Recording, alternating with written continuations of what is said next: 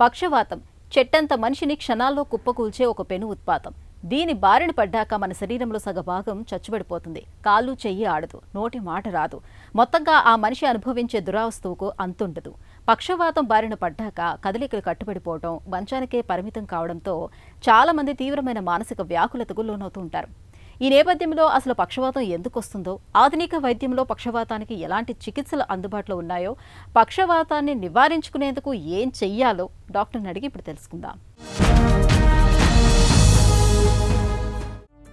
పక్షవాతం అంటే ఏంటి?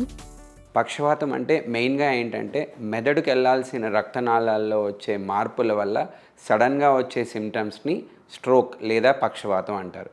ఈ పక్షవాతాలు చాలా రకాలు ఉండొచ్చు. కొన్ని పక్షవాతాల్లో కాలు చేయి పడిపోవచ్చు, కొన్ని పక్షవాతాల్లో మాట పడిపోవచ్చు, కొన్ని పక్షవాతాల్లో కేవలం కంటి చూపే పడిపోతుంది, కొన్ని పక్షవాతాల్లో ఏమవుతుందంటే ఓన్లీ నడిచేటప్పుడు తూలుడు వస్తూ ఉంటుంది అన్నమాట.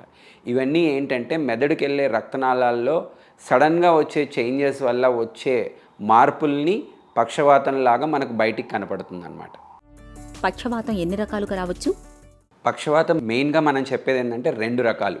అది కూడా మనం తెలుసుకోవడం ఎందుకు ఇంపార్టెంట్ అంటే ఈ 2 రకాల పక్షవాతాలకి ట్రీట్మెంట్ మారుతుందన్నమాట. ఒక పక్షవాతం ఏంటంటే మెదడుకు వెళ్ళాల్సిన రక్త ప్రసరణ బ్లాక్ అవ్వటం వల్ల వచ్చేదాన్ని ఇస్కిమిక్ స్ట్రోక్ అంటారు. మెదడుకు వెళ్ళాల్సిన రక్తనాళాలు చిట్లటం వల్ల వచ్చేదాన్ని హెమరేజిక్ స్ట్రోక్ అంటారు. ఇస్కిమిక్ స్ట్రోక్ అనేది గడ్డల వల్ల వస్తుంది. హెమరేజిక్ స్ట్రోక్ అనేది మెదడులో ప్రెషర్ పెరగటం వల్ల, అంటే బీపీ చాలా రోజుల నుంచి ఉన్నా చెక్ చేసుకోకపోవడం, కంట్రోల్లో లేకపోవటము, సడన్గా బ్రెయిన్లో ప్రెషర్ పెరిగినప్పుడు రక్తనాళం చిట్లేదాన్ని హెమరేజిక్ స్ట్రోక్ అంటారు. పక్షవాతానికి కారణాలేంటి? ఫస్ట్ అండ్ ఫార్మోస్ట్ మనం గుర్తుపెట్టుకోవాల్సింది ఏంటంటే షుగరు, బీపీ, కొలెస్ట్రాల్, ఒబిసిటీ.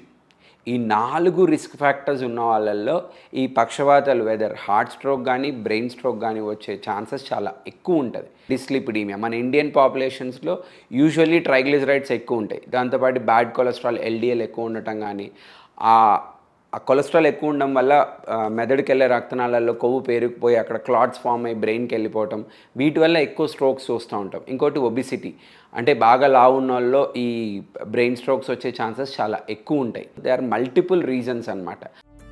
పక్షవాతం వచ్చే ప్రమాదాన్ని సొంతంగా గుర్తించవచ్చా? కొన్ని టెస్టులు ఉంటాయి. అంటే కొలెస్ట్రాల్ రెగ్యులర్గా చెకప్ చేసుకున్నప్పుడు బ్యాడ్ కొలెస్ట్రాల్ ఎక్కువ ఉంటాం. ఇంకోటి కెరోటిడ్ డాప్లర్ అంటారు. గుండె నుంచి మెదడుకి వెళ్ళే రక్త ప్రసరణలో ఇక్కడ ఏమన్నా బ్లాక్స్ ఉన్నాయా అనేది ఇయర్లీ వన్స్ ఒకసారి చెక్ చేసుకోవడం ఇంపార్టెంట్. డయాబెటిక్ పేషెంట్స్లో అది చాలా ఇంపార్టెంట్. ఎందుకంటే ఈ కెరోటిడ్ ఆర్టరీలో డిసీజ్ ఉన్నప్పుడు ఏంటంటే మనం స్టెంట్ లేదా మెడికల్ ట్రీట్మెంట్ వాడుకొని ఈ క్లాట్స్ బ్రెయిన్కి వెళ్లకుండా మేజర్ స్ట్రోక్స్ రాకుండా ప్రివెంట్ చేసుకోగలం. ఇంకోటి హార్ట్ రిలేటెడ్ ఇష్యూ ఉన్న వాళ్ళలో రెగ్యులర్గా 6 మంత్లీ చెకప్స్ ఉండాలి. రిథమ్ డిస్టర్బెన్స్ ఏమన్నా ఉంటే దానికి సంబంధించిన మందులు వేరు ఉంటాయి, యాంటీ కోయాగులేషన్ అంటారు, అటువంటివి పెడతారు. ఇవన్నీ ఏంటంటే ముందే గుర్తించాలి. అంటే ముందు మనం ఈ మాడిఫైబుల్ రిస్క్ ఫ్యాక్టర్స్ని కంట్రోల్ చేసినప్పుడు రావటం చాలా రేరు. వచ్చినా కూడా ముందే గుర్తించి మనము హాస్పిటల్కి రీచ్ అవ్వగలిగితే డ్యామేజ్ని మ్యాక్సిమం ప్రివెంట్ చేయొచ్చు. పక్షవాతం వచ్చిన వెంటనే ఏం చేయాలి? పక్షవాతం వచ్చిన వెంటనే యాజ్ ఎర్లీ యాజ్ పాసిబుల్, అందరికీ న్యూరాలజిస్ట్ అవైలబిలిటీలో ఉండకపోవచ్చు. కొన్ని పల్లెటూరు గ్రామాలు ఉంటాయి, కొన్ని టౌన్కి దూరంగా ఉన్న ప్రదేశాల్లో ఉందంటే జనరల్ ఫిజిషియన్కి కానీ న్యూరాలజిస్ట్కి కానీ as early as possible reach అయ్యి చూయించుకోగలిగితే ఫస్ట్ అండ్ ఫార్మోస్ట్ ఏ పక్షవాతం వచ్చినా ఫస్ట్ మనం చెక్ చేసుకోవాల్సింది ఏంటంటే మన షుగర్ లెవెల్స్ ఎంత ఉన్నాయి, బీపీ ఎంత ఉందో చెక్ చేసుకోవాలి. ఎందుకంటే చాలామంది షుగర్ డౌన్ అయ్యి కూడా పక్షవాతం లాగా ప్రజెంట్ అవుతారు. అది చాలా ఇంపార్టెంట్. ఈ విషయం తెలియక ఆ హాస్పిటల్ ఈ హాస్పిటల్ తిరుగుతూ ఉంటారనమాట. ఫస్ట్ అండ్ ఫార్మోస్ట్ ఎమర్జెన్సీకి వెళ్ళగానే షుగర్ చెక్ చేస్తారు, బీపీ చెక్ చేస్తారు. బీపీ హెమరేజిక్ స్ట్రోక్స్లో అయితే బీపీ చాలా ఎక్కువ ఉంటుంది, కొద్దిమందికి 220, 230 వరకు కూడా వెళ్తుంది. అటువంటి వాళ్ళకి బీపీ కంట్రోల్ చేసి వెంటనే సిటీ స్కాన్ అంటారు. సిటీ స్కాన్ అనేది ఏంటంటే చాలా తక్కువ కాస్ట్లోనే అయిపోతుంది, 2000, 2500లో అయిపోతుంది. ఆ స్కాన్ చేసిన వెంటనే ఫస్ట్ డిఫరెన్షియేట్ చేస్తాం మేము, ఇది ఇస్కిమిక్ స్ట్రోకా హెమరేజిక్ స్ట్రోకా. హెమరేజిక్ స్ట్రోక్ అంటే మన ట్రీట్మెంట్ ప్రోటోకాల్ అంతా మారిపోతుందండి. బీపీ కంట్రోల్ చేయటం, వాపు తగ్గించడానికి మెడిసిన్స్ ఇవ్వటము, ఆపరేషన్ డాక్టర్కి ఇన్ఫామ్ చేయడం అలా ఉంటుంది. Whereas ischaemic stroke, that is ischaemic స్ట్రోక్స్లో ఏంటంటే వితిన్ 4.5 అవర్స్లో మీరు ఎనీ న్యూరాలజిస్ట్ జనరల్ ఫిజిషియన్ దగ్గరికి వెళితే they will give you thrombolytic therapy అంటారు. పక్షవాతం వచ్చిన తొలి గంటలు ఎందుకు కీలకం? గోల్డెన్ అవర్ అంటారు. ఆ 1 అవర్లో మీరు అది ఇస్కిమిక్ స్ట్రోకా హెమరేజిక్ స్ట్రోకా డయాగ్నోస్ చేస్తే, ఇస్కిమిక్ స్ట్రోక్ అయినప్పుడు మీరు ఎంత ఎర్లీగా వీలైతే అంత ఇంజెక్షన్ ఇచ్చినప్పుడు అవుట్కమ్స్ చాలా బాగుంటాయి. అంటే ఫంక్షనల్ రికవరీ అంటారు. మీరు ఫర్ ఎగ్జాంపుల్ చూస్తే మీ ఊర్లో కూడా చాలామంది ఉంటారు కాలు చేయి పడిపోయి జీవితాంతం బెడ్ మీద ఉన్నోళ్ళు. అటువంటి పరిస్థితి మీ ఫ్యామిలీలో కానీ మీ ఫ్రెండ్స్లో కానీ రాకుండా ఉండాలంటే ఆ గోల్డెన్ అవర్ అనే పదాన్ని మీరు తెలుసుకోవడమే కాక మీ చుట్టుపక్కల ఉన్న ఫ్రెండ్స్కి రిలేటివ్స్కి అందరికీ చెప్పండి. ఈ గోల్డెన్ అవర్ అనే పదాన్ని అందరికీ తెలియజేయాలి. You should reach the hospital as early as possible. పక్షవాతానికి చికిత్స ఎలా ఉంటుంది? పక్షవాతానికి చికిత్స అంటే అండి, పక్షవాతం తీరుని బట్టి ఉంటుంది. చెప్పాను కదా, ischaemic stroke, haemorrhagic stroke. Ischaemic స్ట్రోక్కి అప్రోచ్ ఎలా ఉంటుందంటే 4.5 అవర్స్లో ఇంజెక్షన్ ఇవ్వటము, 6 అవర్స్లో థ్రాంబెక్టమీ అంటారు, మెదడులో క్లాట్ తీయటము. కొన్ని స్ట్రోక్స్లో ఏంటంటే 24 అవర్స్ వరకు కూడా మనం ఆపరేషన్ చేసే ఆప్షన్స్ ఉన్నాయి.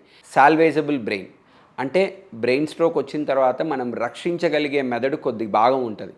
అది ఏ డాక్టర్ అయితే కనుగొనగలడో మీ రికవరీ అంత బాగుంటుంది అనమాట. సాల్వేజబుల్ బ్రెయిన్ని కనుక్కొని దానికి వెంటనే స్టెంట్ వేయటం కానీ, లేకపోతే థ్రాంబెక్టమీ అంటారు, క్లాట్ బయటికి తీయడం కానీ, ఇటువంటి వాళ్ళకి ఏంటంటే అవుట్కమ్ బాగుంటుంది.